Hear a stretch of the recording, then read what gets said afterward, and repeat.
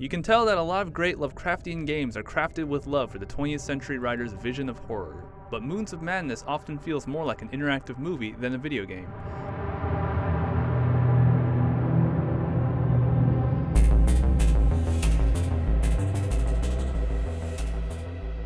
I can't help but wonder if it could have been more successful with its scares if it were non-interactive. The story is decent but unfocused, and the presence of gameplay that's rarely more than busy work hurts the atmosphere more than it helps. I was often left feeling as cold as the planet it's set on. Developer Rock Pocket Games takes the ideas of the Ancient Ones in space to its logical endpoint by just putting you on Mars. The opening moments start strong enough. Protagonist Shane Newhart, an engineer for the space exploration company Orochi, awakens into a literal nightmare version of the station he calls home.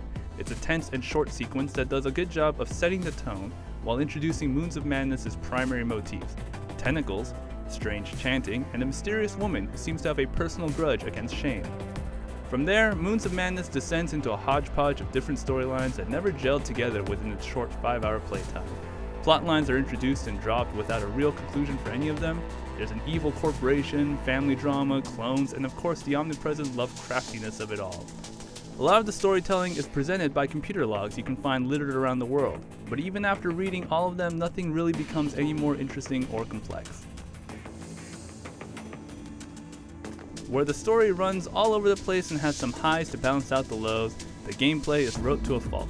The central mechanic in Moons of Madness is an ability to scan the environment and hack into machines so you can solve simple puzzles like these. None of them are very challenging, and the puzzles only really serve to pad out the time between story dumps. In fact, there's a lot of that padding happening in Moons of Madness. Environmental puzzles often boil down to finding an item and putting it into the correct slot, or rotating a machine until it's in the proper position. There are some other time wasters, like how you need to follow procedure and close space doors in the proper order, like so that you don't die. But there's nothing interesting about this, so it just becomes a simulation of a chore.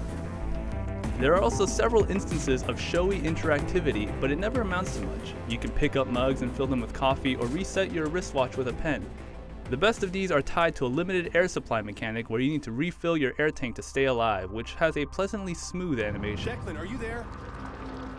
Enemy encounters are, frankly, disappointing. Like many other modern horror games, Moons of Madness deprives you of weapons to maximize the feeling of helplessness and fear when something spooky shows up. The only problem is that these portions aren't very scary. All I ever had to do when an enemy showed up was to make a beeline to the nearest door like so. Other enemies are similarly tame. One tentacle-like creature is defeated by simply staring at it. The only notable enemy encounter comes late in the story when Shane has to sneak his way around murderous robots. This combines the scanning mechanic with stealth and is one of the strongest moments, but there's not very much of it. Moons of Madness does have an eye for cinematics at least. The biggest moments are often the most interesting thing about it, and extended sequences like a flashback to Shane's childhood home are often the most exciting parts. Sadly, these moments are separated by stretches of tedious gameplay. It makes me wish I had just watched the cinematics strung together on YouTube rather than played through to see them. Nothing about the Lovecraftian horrors of Moons of Madness is outright terrible, but its slow, chore-heavy gameplay doesn't conjure up a lot of reasons to forgive the fact that there's just not a lot of incentive to visit its haunted corner of Mars. Although there are moments of cinematic flourish, the basic puzzles, insubstantial gameplay, confusing storylines, and a lack of genuine scares makes it hard sell. As it stands, you're better off avoiding this Mars expedition. For more, check out our reaction to the opening minutes and our escape from the thing in the mist, and for everything else, stick with IGN.